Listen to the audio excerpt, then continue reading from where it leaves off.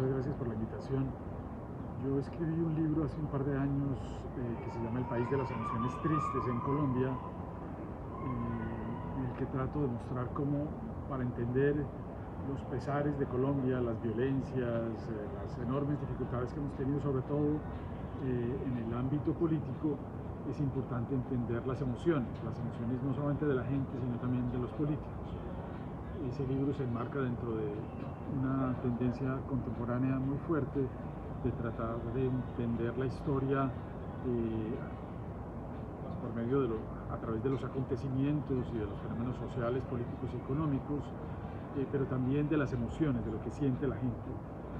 Y entonces, después de haber publicado ese libro, me pidieron que hiciera algo parecido sobre América Latina. Y entonces este es un libro sobre las emociones en América Latina y los pesares en América Latina, que tiene el mismo propósito, que es tratar de entender lo que ha pasado en el continente, las frustraciones y las dificultades que ha tenido América Latina a partir del tema de las emociones. Primero que todo, yo quisiera explicar este concepto de emociones tristes. Ese no es una idea mía, es un concepto que viene del filósofo moderno holandés del siglo XVII, Baruch Spinoza, que hablaba de las emociones tristes. Las emociones tristes para él eran el odio, la venganza, el resentimiento, la envidia. Él decía que esas emociones apocaban, disminuían a las personas. Y él proponía, y él lo aplicaba en su propia vida, tratar de evitar esas emociones o de limitarlas al máximo posible. Yo utilizo esa idea un poco para hablar de los grupos sociales. Yo creo que eso le pasa no solamente a las personas, sino también a los grupos y a los países. A veces los países, todos los países tienen emociones tristes, esas que acabo de mencionar, pero en algunos de ellos esas emociones tristes tienen más peso que en otros. En algunos países tienen más peso que en otros. Y yo creo que eso es lo que ha pasado en América Latina, que los odios, las venganzas, los resentimientos, las envidias han tenido, sobre todo en el campo político, han tenido un peso mayor que en otros países. Esas emociones no se pueden eliminar, pero se pueden controlar, a la gente se le puede dar fórmulas o educar para limitar las consecuencias que esas emociones tienen. Entonces sí, en ese sentido, pues podría decirse que es un libro centrado en los sentimientos y digamos, los sentimientos son parte esencial de la humanidad y de las personas y de los grupos sociales, por supuesto. Nosotros en América Latina no tenemos un ADN o una raza o nada innato que nos conduzca a sentir más emociones tristes. Eso no es así. En buena parte han sido las circunstancias que hemos vivido en América Latina que han desencadenado esas emociones tristes. Desde la colonia, el libro empieza un poco con la conquista y después con la colonia. Hay que rastrear el pasado de América Latina para ver por qué esas emociones tienen tanto peso en América Latina. Para decirlo brevemente, las emociones tristes en los individuos y en los grupos sociales se desencadenan cuando, entre otras cosas, porque hay muchos otros motivos, pero uno de ellos es cuando los estados funcionan mal o cuando las reglas funcionan mal. Nosotros en América Latina tenemos reglas bien hechas, por lo general, constituciones a veces incluso magníficas, idealistas. El problema es que detrás de ellas no hay una autoridad que haga cumplir las reglas.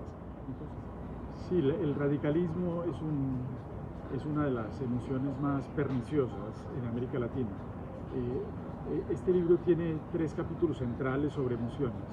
Hay un capítulo sobre el miedo y las emociones asociadas al miedo, los odios generalmente. El miedo y el odio son emociones muy encadenadas. Hay un capítulo sobre la desconfianza y las emociones asociadas a la desconfianza, y hay un capítulo sobre el delirio. El delirio político ha sido muy importante en América Latina, y eso nos viene de los españoles del barroco. Yo sostengo en el libro que que los latinoamericanos somos más españoles del barroco que los españoles actuales. Mejor dicho, que el barroco nunca se ha ido de América Latina. Una de las ideas del barroco es esa, o una de las nociones barrocas más importantes es esa confusión entre el vivir y el soñar, como en el Quijote. El Quijote no sabía si estaba soñando, si estaba viviendo, o en Segismundo de Calderón de la Barca, de la vida de sueño. En general en el barroco hay esa confusión, y en América Latina eso viene desde el principio, desde la conquista. Cuando llegaron los españoles, inicialmente vieron esta naturaleza extraordinaria y maravillosa, y a partir de ahí se les despertó la imaginación, una imaginación que ya era grande, porque ellos venían del barroco.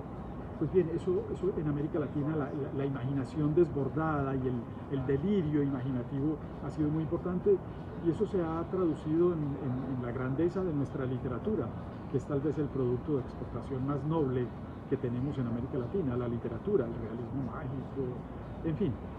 Lo que pasa es que ese mismo delirio, que es tan importante para la literatura, es un desastre en el mundo político, porque los políticos en América Latina, muchos de ellos, muchos de los cuales además han hecho literatura, han sido poetas, ha habido cantidades de poetas y de literatos que han gobernado en América Latina.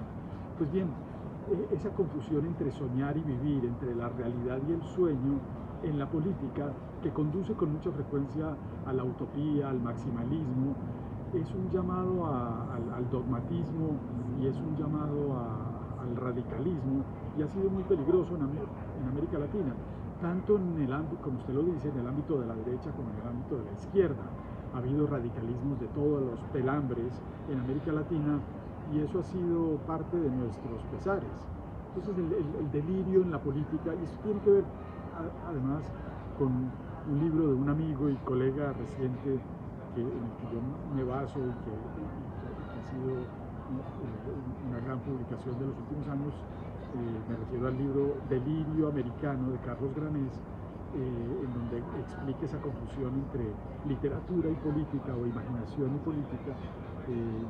Pues eso ha sido nefasto.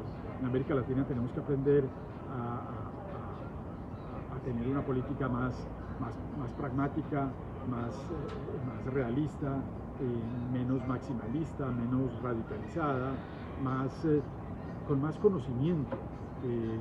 Los países de América Latina están hiperpolitizados, el peso de la política es excesivo. A la política hay que meterle más ciencia, más conocimiento, más pragmatismo, más la perspectiva de Sancho y menos la perspectiva del Quijote. Bajo esa perspectiva, tal vez podría, si se apuesta más por la educación y la ciencia, ¿se podría salir de estas emociones tristes? Por supuesto. En buena parte este libro es un libro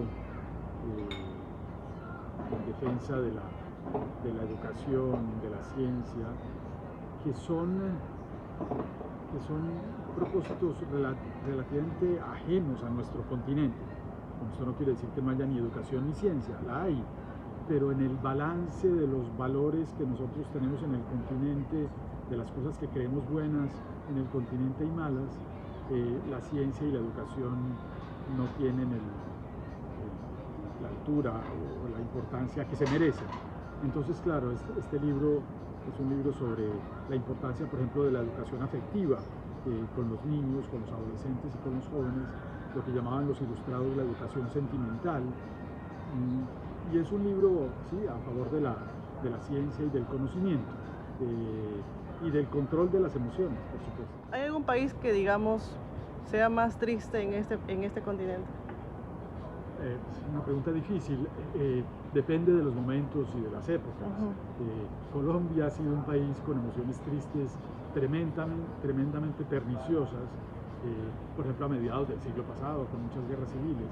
En América Latina hemos tenido muy pocas guerras internacionales, este es un país muy pacífico, pero hemos tenido muchas guerras nacionales, muchas guerras civiles internas, y esas son épocas de emociones muy tristes, cuando uno ve que una parte de un país se enfrenta a la otra parte y se van a las armas y se matan los unos a los otros. Tal vez no hay emoción más triste que la emoción de la guerra civil, y muchos países en América Latina han padecido las guerras civiles. Y como van las cosas, no están excluidas esas guerras, porque cada vez la política está más polarizada y está más peligrosa. La tendencia va justamente hacia el radicalismo, ¿cierto? Yo lo digo al final del libro, el libro al final habla de la emocionalidad del mundo contemporáneo. Yo creo que eso tiene mucho que ver con las redes sociales.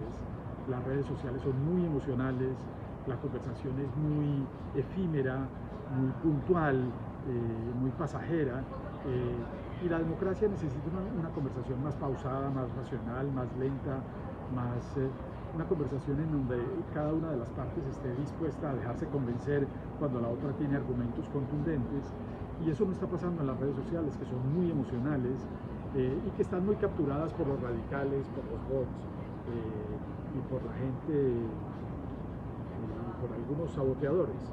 Entonces eso es muy pernicioso, y eso está pasando no solamente en América Latina, sino en muchos países. Lo vemos en Europa y lo hemos visto y lo seguimos viendo en los Estados Unidos, por supuesto. Okay. Para finalizar esta entrevista, ¿por qué considera importante que le demos una mirada a su libro, que lo revisemos, que lo leamos?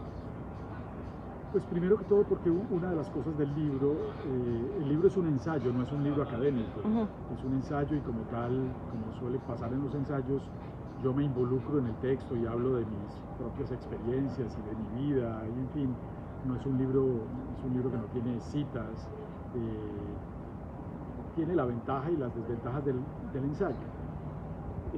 En este ensayo yo intento lo que han hecho muchos otros ensayistas en América Latina en el pasado, que es recuperar el americanismo, es decir, la idea de que en América Latina somos los latinoamericanos somos una sola nación, dividida por fronteras muchas veces artificiales, que nos hacen vivir en una especie de parroquialismo patrio y nacionalista, que a mí me parece muy malsano, muy malsano. Para poner un ejemplo, esa división de la Amazonía en 8 partes distintas, con 8 fronteras distintas, pues nunca será adecuada para resolver los problemas de la Amazonía. Entonces este es un libro que intenta rescatar el espíritu americanista de América Latina, que estaba ya en textos anteriores como el de Enrique Rodó, Ariel, o de José Martí, o de don Andrés Bello, o textos incluso de Bolívar o de Humboldt, que hablaban de América Latina como un territorio ocupado por una misma nación. Yo creo que tenemos una misma nación y que deberíamos unirnos más, crear instituciones más fuertes. La debilidad de las instituciones latinoamericanas es tremenda, pavorosa, diría yo. Y entonces ya es hora de rescatar ese americanismo y de construir instituciones internacionales y organizaciones internacionales que nos unan, que unan no solamente los mercados, las monedas, sino que nos hagan convivir como una nación más unida. Eso no lo digo simplemente por filantropía o por poesía o por humanismo, sino porque yo creo que ese paso es fundamental para resolver muchos de los problemas que hoy en día tenemos y que se ponen de manifiesto, por ejemplo, cuando negociamos con las potencias internacionales, en donde cada país de América Latina negocia por aparte, en lugar de en bloque. negociar como un bloque.